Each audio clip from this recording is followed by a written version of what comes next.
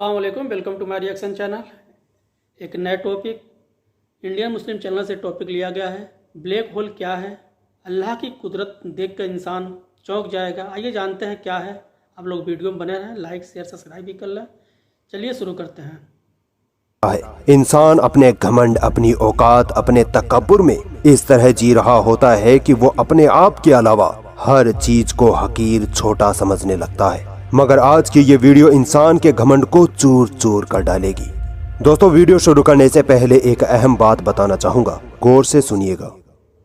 दोस्तों, online Islamic institute जो India का बेस्ट इस्लामिक इंस्टीट्यूट माना जाता है, ये आपको बेस्ट क्वालिटी का दीनी इल्म सिखाता है। यहाँ के टीचर्स पूरे इंडिया से चुने हुए बेस्ट टीचर्स होते हैं जो मुसलमानों को कुरान, सुन्ना, अकायद व मसाइल और अरबी व उर्दू जुबान पढ़ना लिखना सिखा रहे हैं। इनकी अहम बात ये है कि ये आपको ऑनलाइन क्लास के बाद हर क्लास के सबक की ऑफलाइन वीडियो भी देते हैं। आप चाहें तो 15 दिन की डेमो क्लास भी ले सकते हैं। इंस्टीट्यूट की सारी डिटेल्स डिस्क्रिप्शन में दे दी गई है। इस इंस्टीट्यूट के बारे में कुछ अहम बातें और हैं जो मैं आपको वीडियो के आखिर में बताऊंगा।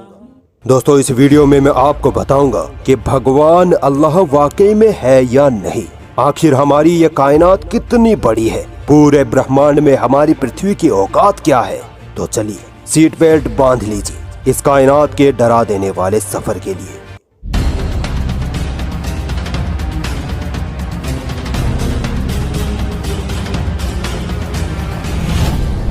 दोस्तों, ये कायनात बनी कैसे? सबसे पहले तो इसी रहस्य से पर्दा उठाते हैं। सन 1929 में एडविन हबल ने अपने टेलीस्कोप से ये ऑब्जर्व किया कि स्पेस की चीजें एक दूसरे से दूर जा रही हैं। इसके बाद सन 1931 में जॉर्ज लेमेत्रे ने एडविन हबल की खोज को सपोर्ट करते हुए ये बताया कि अगर स्पेस की चीजें एक दूसरे से दूर जा रही हैं, तो यकीनन एक वक्त ऐसा भी था जब ये सारी चीजें एक जगह इकट्ठी थी। जॉर्ज लेमेत्रे ने आगे बताया कि ये सब चीजें पहले एक बिंदु, एक एटम में कैद थी और फिर एक बड़ा धमाका हुआ जिसकी वजह से यूनिवर्स का निर्माण हुआ। इसी को आज हम बिग बैंग कहते हैं। दोस्तों, वैज्ञानिकों ने तो बिग बैंग थ्योरी आज से सिर्फ 100 साल पहले ही तो खोजी है, मगर इस बिग बैंग थ्योरी का जिक्र अल्लाह ने कुरान में 1400 साल पहले ही कर दिया था। सूरह अंबिया की आयत नंबर 30 में अल्लाह ताला फरमाता है कि ये जमीन और आसमान सब पहले एक थे, फिर हमने इनको अलग किया। आपने अल्लाहु अकबर का नारा तो बहुत बार लगाया होगा, मगर आज ये वीडियो देखने के बाद आपको अल्लाहु अकबर का असल मतलब समझ आ जाएगा। हम सोचते हैं कि हमारी प्यारी पृथ्वी बहुत बड़ी है, बट अगर सूरज से इस पृथ्वी की तुलना करें तो हमारा सूरज पृथ्वी से इतना बड़ा है कि अगर सूरज को अंदर से खाली करके उसको पृथ्वी से भरा जाए तो 13 लाख पृथ्वी एक सूरज में समा जाएंगी। ये तो कुछ भी नहीं, अब तक का खोजा गया सबसे बड़ा तारा युवा स्कूटी तो इतना बड़ा है कि उसकी साइज जानकर आपके होश उड़ जाएंगे। अगर युवा स्कूटी तारे को अंदर से खोखला करके उसमें सूरज भरे जाएं, तो उसमें 5 अरब सूरज समा जाएंगे। अल्लाह अकबर। एक सूरज में 13 लाख पृथ्वी, तो एक युवा स्कूटी तारे में 5 अरब सूरज। दोस्तों, जब ये सूरज और युवा स्कूटी तारे इतने बड़े हैं तो ये यूनिवर्स कितनी बड़ी है। आइए अल्लाह की इस कुदरत का पता लगाते हैं। दोस्तों, हम सोचते हैं कि चांद हमारे इतने करीब है जैसे अभी उछलकर चांद को हाथ लगा देंगे, मगर असल में चांद पृथ्वी से लगभग 3,84,000 किलोमीटर दूर है। इसी तरह मंगल ग्रह मार्स पृथ्वी से तकरीबन 5 करोड़ किलोमीटर दूर है। इस दूरी का अंदाजा आप इस बात से लगा लीजिए कि एक स्पेसक्राफ्ट जिसकी स्पीड 40,000 किलोमीटर पर आवर हो, उसे मार्स पर पहुंचने में भी 7 महीने लग जाएंगे। ये तो फिर भी कम है। हमारा सूरज पृथ्वी से तकरीबन 15 करोड़ किलोमीटर दूर है। दोस्तों, अभी तो हम अपने सोलर सिस्टम से भी बाहर नहीं निकले हैं। अभी तो मिल्की वे गैलेक्सी से बाहर जाना है, फिर लोकल गैलेक्टिक ग्रुप में, फिर सुपर क्लस्टर में, फिर लेनाकिया सुपर क्लस्टर में और फिर ऑब्जर्वेबल यूनिवर्स में जाना है। यकीन मानिए आपका दिमाग खराब हो जाएगा इतना सब कुछ जानकर, और फिर आप बेतहाशा कह उठेंगे अल्लाह अकबर। दोस्तों, आगे का सफर शुरू करने से पहले मैं आपको लाइट ईयर्स के बारे में बता देता हूँ, वरना आगे की वीडियो आपको समझ नहीं आएगी। स्पेस या यूनिवर्स की चीजों को हम किलोमीटर में नहीं नाप सकते। इसके बजाय साइंटिस्ट लाइट ईयर मापन का यूज करते हैं। लाइट ईयर वो मापन होता है जिसमें लाइट यानी रोशनी एक साल में जितनी दूरी तय करती है उसे एक लाइट ईयर कहते हैं। लाइट ईयर की स्पीड का अंदाजा आप इस बात से लगा लीजिए कि लाइट यानी रोशनी एक सेकंड में 3 लाख किलोमीटर की दूरी तय कर लेती है। इससे भी सिंपल लफ्जों में समझाऊं तो लाइट यानी रोशनी एक सेकंड में पृथ्वी के 7 चक्कर लगा लेती है। आइए अब आगे का सफर शुरू करते हैं। दोस्तों, सूरज के अलावा जो तारा हमारी पृथ्वी के सबसे करीब है वो है प्रोक्सिमा सेंचुरी। क्या आप अंदाजा लगा सकते हैं ये तारा हमसे कितनी दूर है? 4.2 लाइट ईयर। अगर हम स्पीड ऑफ लाइट से भी इस तारे की तरफ निकले यानी एक सेकंड में 3 लाख किलोमीटर दूरी तय करें तो भी हमें इस तक पहुंचने में 4 साल लग जाएंगे। मगर दोस्तों, ये पॉसिबल ही नहीं है क्योंकि दुनिया में अभी तक स्पीड ऑफ लाइट जितनी तेज टेक्नोलॉजी बनी ही नहीं।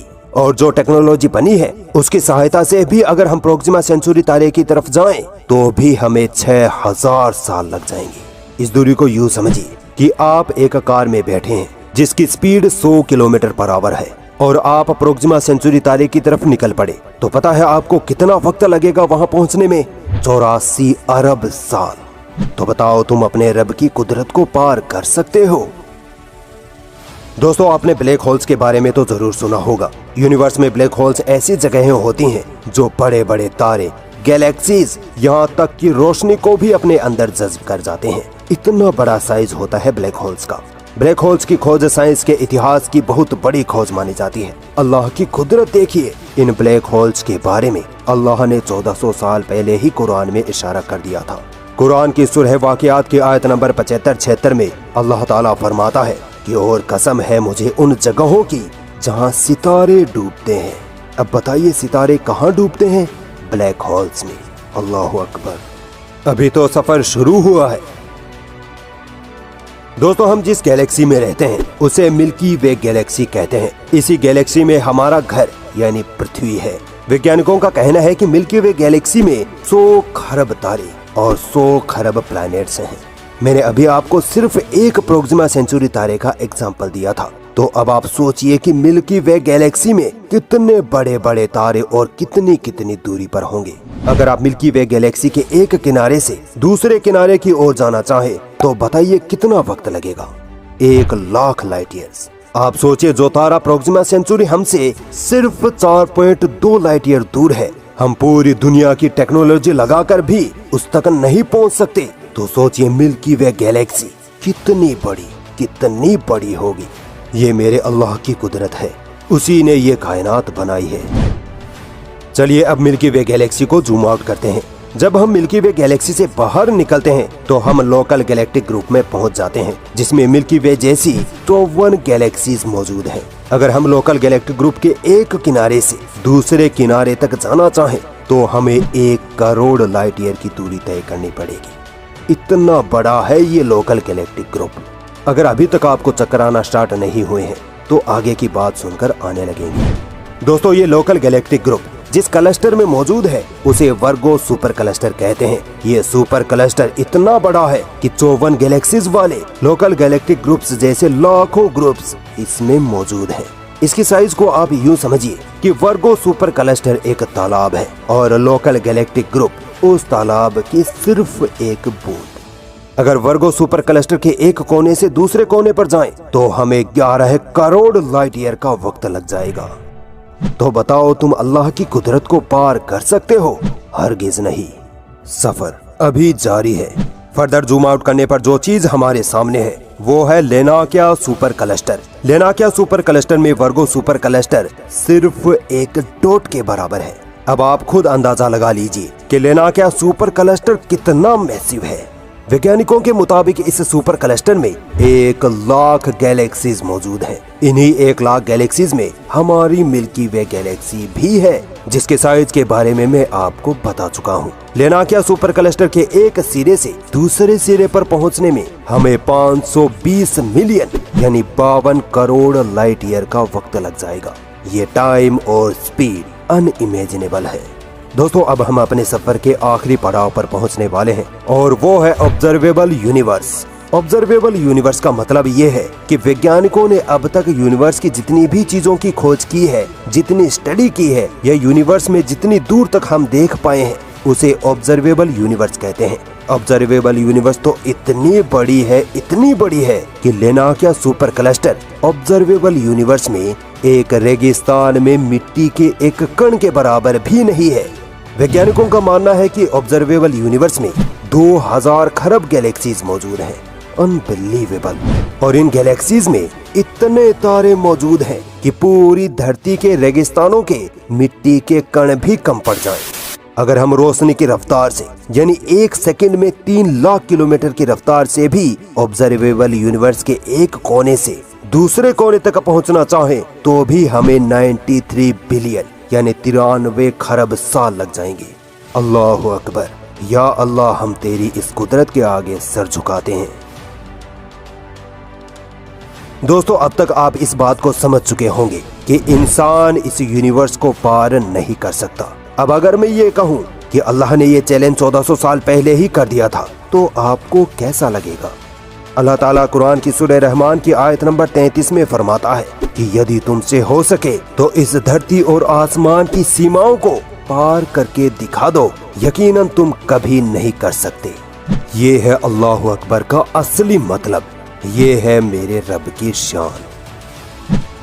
दोस्तों, मेरा ये वीडियो बनाने का मकसद आपको अल्लाह की कुदरत और कुरान करीम की अजमत बताने का था कि किस तरह कुरान की आयतें साइंस से मेल खाती हैं। कुरान एक सच्ची और परफेक्ट किताब है, मगर अफसोस मुसलमानों को ना कुरान पढ़नी आती है ना समझनी। इसीलिए इस माशाअल्लाह बहुत खूबसूरती से एक्सप्लेन की गई है। ब्लैक होल क्या है कुरान में 1400 साल पहले बता दी गई है। साइंस अभी धीरे धीरे पता चल रही है।